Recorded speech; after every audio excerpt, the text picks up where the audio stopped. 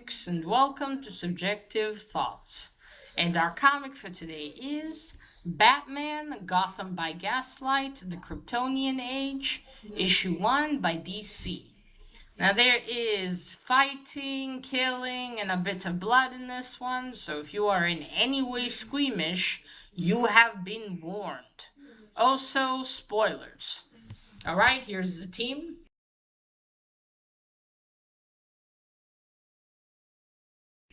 I was very happy to see that Dave Stewart is doing the colors. I love Dave Stewart's coloring. So this is a new series, sequel to '93's Batman Gotham by Gaslight, which had that story and then another one. So this is like a sequel to that. Unfortunately, this doesn't have art by Mike Mignola. Ah, how I wish. But yeah, when I heard about this, I was like, ooh, because I love that Elseworld story. It was one of my it's one of my favorite Batman stories. So when I heard of this coming out, I was like, oh. But I was also apprehensive. Some modern comics I've read have either been meh or disappointing. So I thought, you know what, I'll order issue to issue. Let's see how this goes. So okay, let's start. Let's begin then. So we start with Jonathan and Martha Kent. Well, these versions of them anyway. They're going with fuck, what do you call a wagon and a horse. They've left the city and they're going to Kansas, not Kansas, Kansas. I wonder, maybe at that time period, Kansas didn't, or it was called Kansas. I'm not sure. I'm almost certain in Kansas there's more than one S. Anyway, they're going. They're talking about how good it's going to be to, now here they can see the stars, no more of the pollution of the city, and how Jonathan's worried, and she says, "Oh, but the marshal or was he marshal captain something gave us permission to pass here." And he says, "That's not what I'm worried about. I'm worried about a horse, because he's no spring chicken." And then something spooks the horse, and he starts going crazy. And Jonathan's like, "Oh, calm down." And then a meteor falls from the sky and hits not too far from them.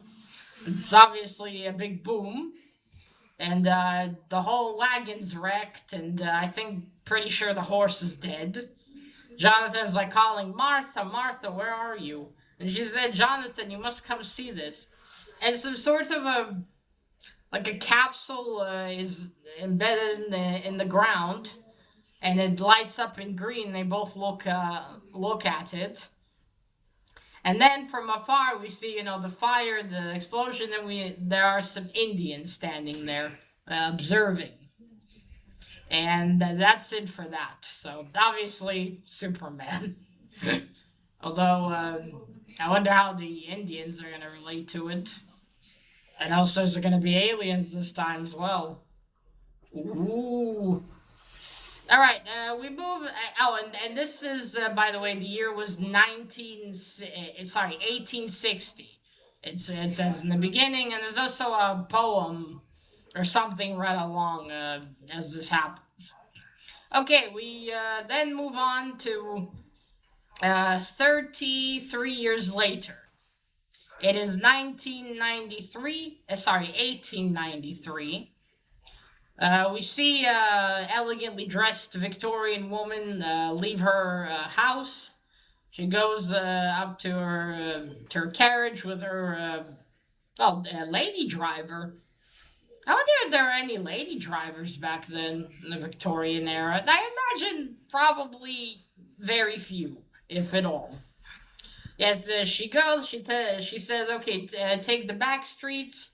We're going to be fashionably late to the gala." And then she drops her off somewhere and tells her, "Watch the horses, Holly. I'll be right back." She goes along the back streets, meets a woman sitting on the ground with her little baby. The woman asked her, do you have a few shillings to spare?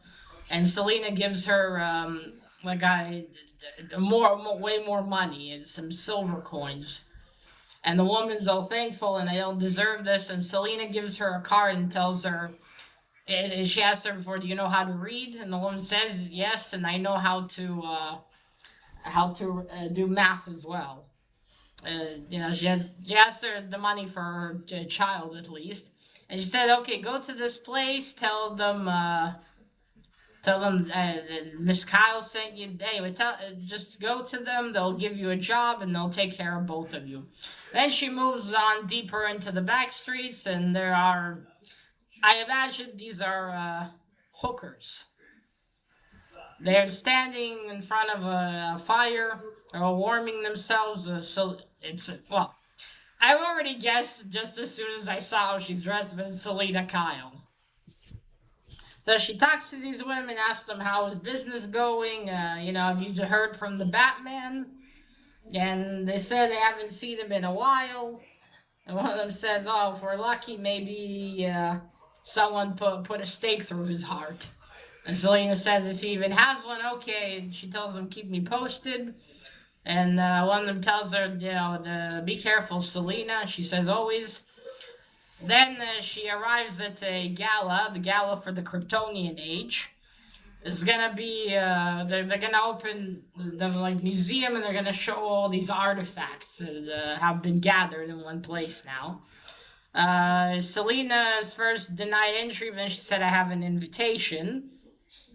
She goes in. So Selena is the widow of Sir Kyle, who has a high chance she might have killed him, or he died of some unfortunate thing, but I lean towards her killing him. And she's not very well perceived by society. They imply that she's also a hooker or something. We see her go down. She asks to be announced as Lady Selena Kyle. Wants to say Mrs. Selena Kyle.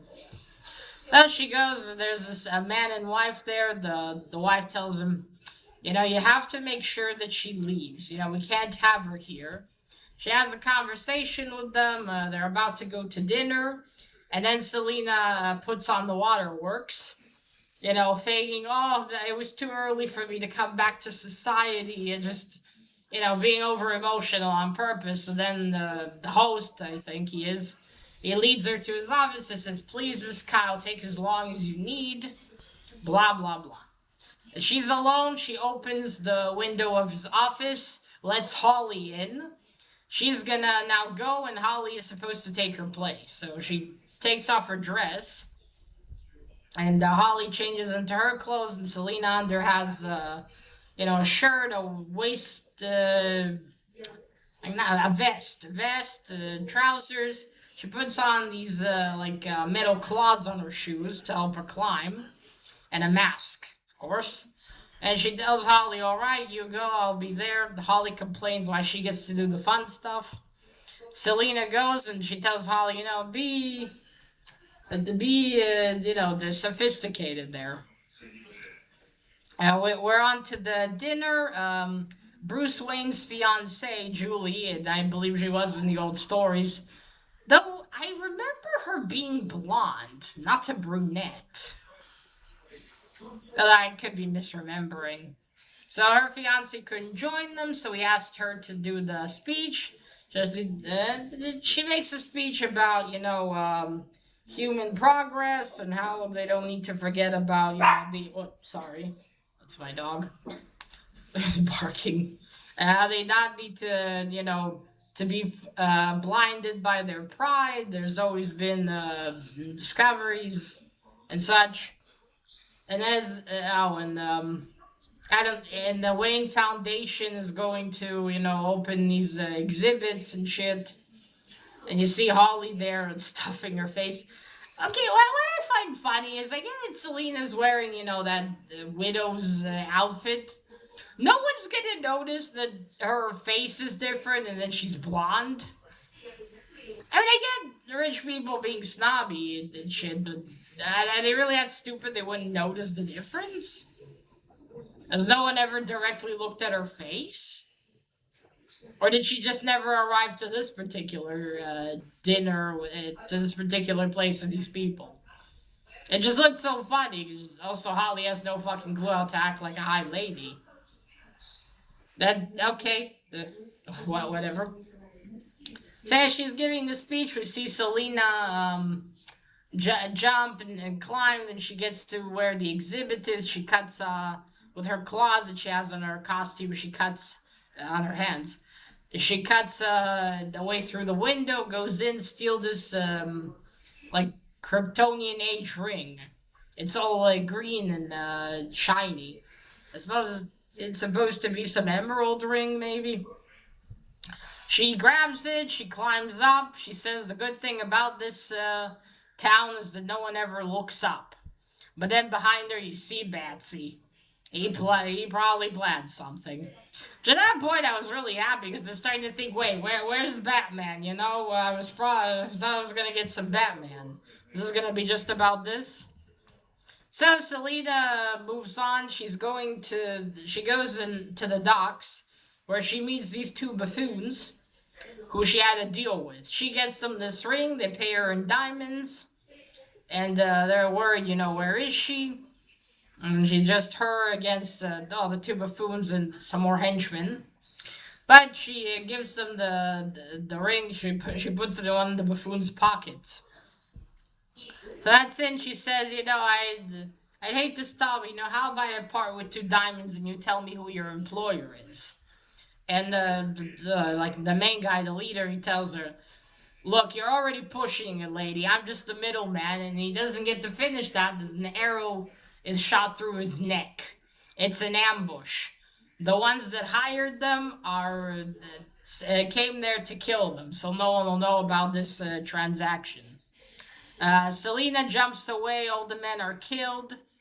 They go down. The leader, the lady, goes down. She takes the ring, and she says, "This is not it. This is fake." And then Batsy bursts in. Hell yeah. And a fight starts. He's throwing things at them, throwing knives, smoke bombs. He's fighting them. And then this Batsy doesn't have many qualms about killing. Not with guns, but he's definitely killing. And while he's in the smoke bomb, one of them is about to stick a knife in him from the back, but Selena uses her whip and grabs his hand and she says, "You're welcome." And he looks at her and is like, "Hmm." He runs after. Okay, the rest of the henchmen escape with their leader lady. Batman runs after them. They get up on the train tracks. They're climbing up. They get on the train.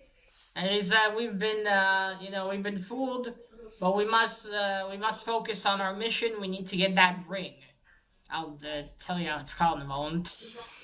Okay, Batman also arrives on the train. She tells her men, "Do not get captured alive." They start shooting arrows at Batman. He throws daggers at them instead of batarangs. The approach is even closer, though he does get hit with an arrow. He punches one guy and throws him off the fucking train. Holy shit.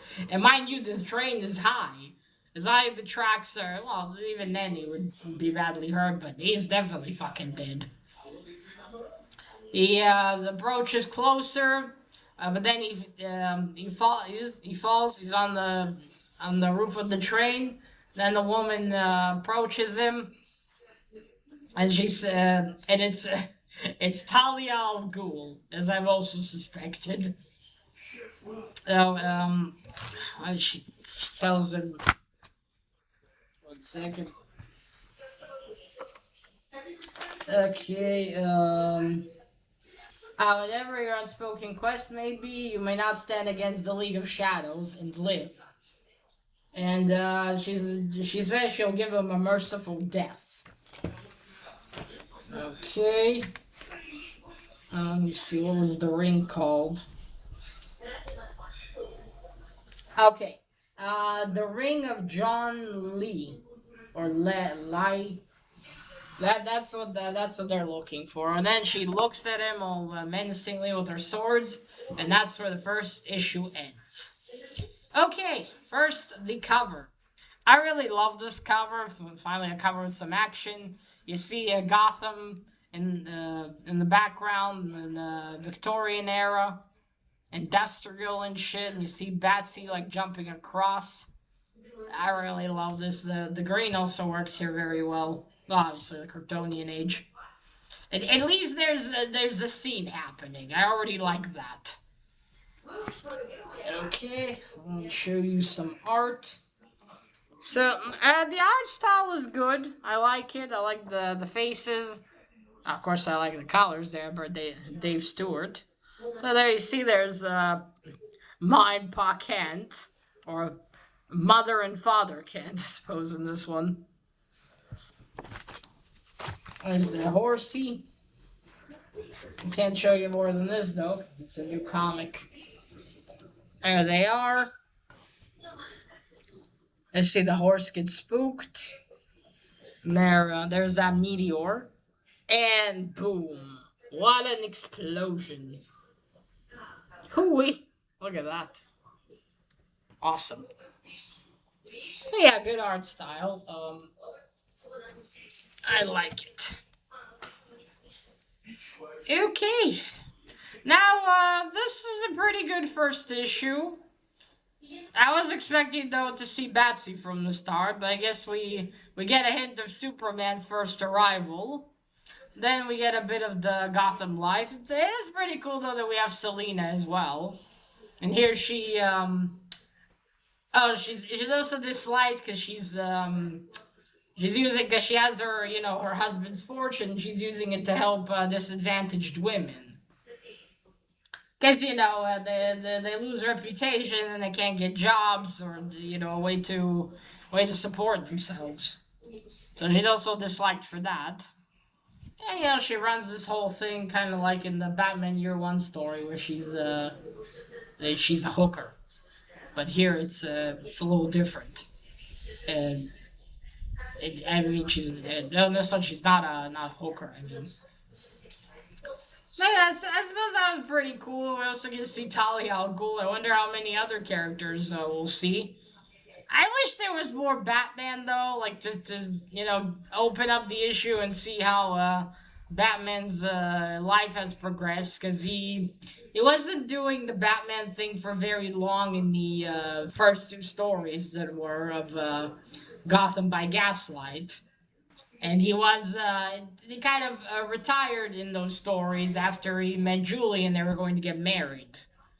So I was wondering if they were going to include Julie after I seen Selina. I was wondering, is this just gonna, they're gonna, what they do, retcon Julie and just have him flirt with Selina. But here Julie's still around. I wonder if she still knows his secret. Because in those stories, she did know.